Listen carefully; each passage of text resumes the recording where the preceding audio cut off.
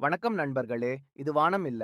இயற்கை காட்டுற ஒரு லைவ் ஷோ மாதிரி, நிறநிறமான விளக்குகள் நேர்ல ஆடுற மாதிரி வேவாக ஸ்கை முழுக்க ஓட ஆரம்பிச்சா, அதுதான் நார்வே நார்தர்ன் லைட்ஸ்.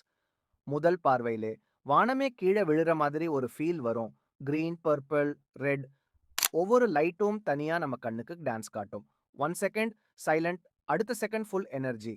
அது பார்த்தா நேச்சருக்கு கூட ரிதம் இருக்குன்னு தெரியும். சூரியன்ல இருந்து வரும் சிறிய எனர்ஜி பார்ட்டிகிள்ஸ் பூமியின் அட்மாஸ்பியருக்கு அடிச்சவுடன் இந்த நிறங்கள் உருவாகுது. சயின்ஸ்ல ஒரோரா போரியலிஸ்னு சொல்றாங்க.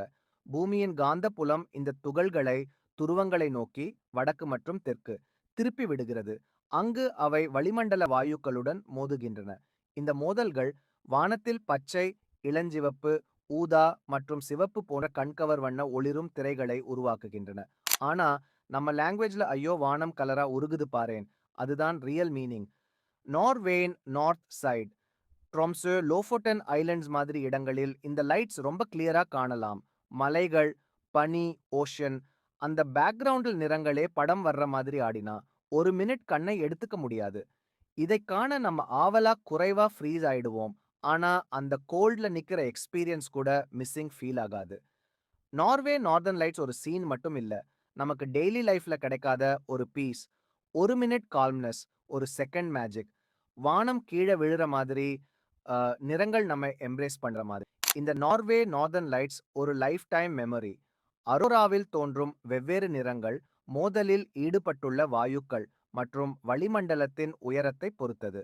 பச்சை, இது மிகவும் பொதுவான நிறமாகும்.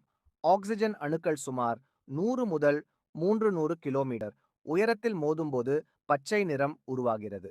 சிவப்பு, மிக அதிக உயரத்தில் 300 கிலோமீட்டருக்கு மேல் ஆக்ஸிஜன் அணுக்களுடன் ஏற்படும் மோதலால் அரிதாக சிவப்பு நிறம் தோன்றும். நீலம் மற்றும் ஊதா, நைட்ரஜன் மூலக்கூறுகள் மற்றும் அணுக்களுடன் குறைந்த உயரத்தில் 100 கிலோமீட்டருக்கு கீழே மோதும்போது இந்த நிறங்கள் உருவாகின்றன. செப்டம்பர் முதல் மார்ச் வரையிலான குளிர்கால மாதங்களில் இரவுகள் மிக நீண்டதாகவும் இருட்டாகவும் இருக்கும்போது அரோராவை காண்பதற்கான வாய்ப்புகள் அதிகம்.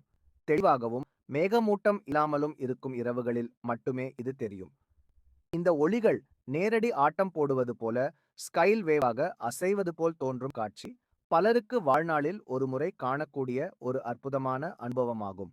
அடுத்த வீடியோவில் சந்திக்கலாம். நன்றி.